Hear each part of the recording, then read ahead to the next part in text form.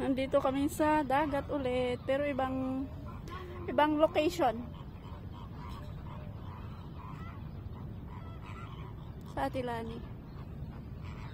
Dito kami. Oh. Ang daming ibon. Sandali lang, sis.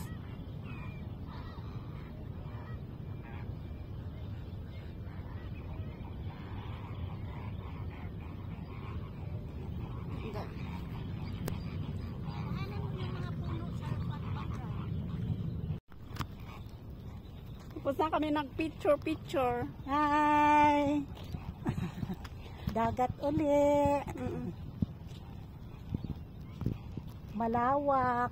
Malawak na itong dagat. As in, malawak na hindi na siya private property. Oh, yung una kasi nating pinuntahan private. Private talaga yun. Ito talagang open na ito sa lahat. Ngayon, free na daw, sabi ni Baba. Oh. Yan ang paligid.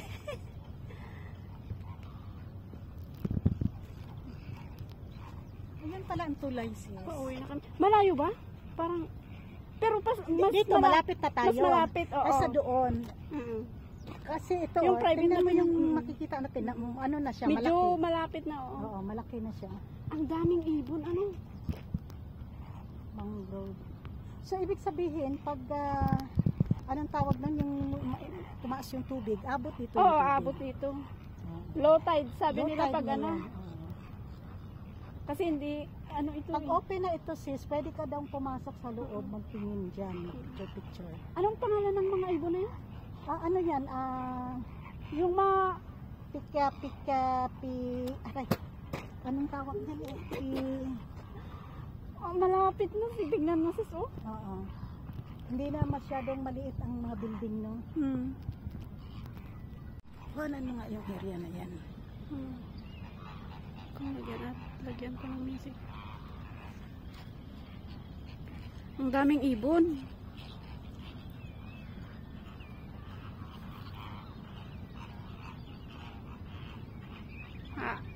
Say hi. Paalis na, bye. Hindi ako makaget over na makita ko ito. Pwede na tayo mag-picnic dito.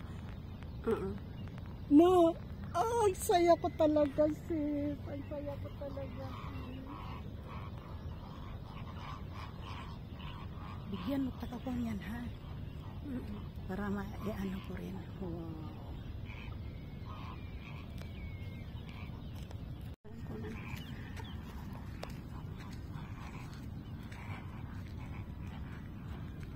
Pauwi na.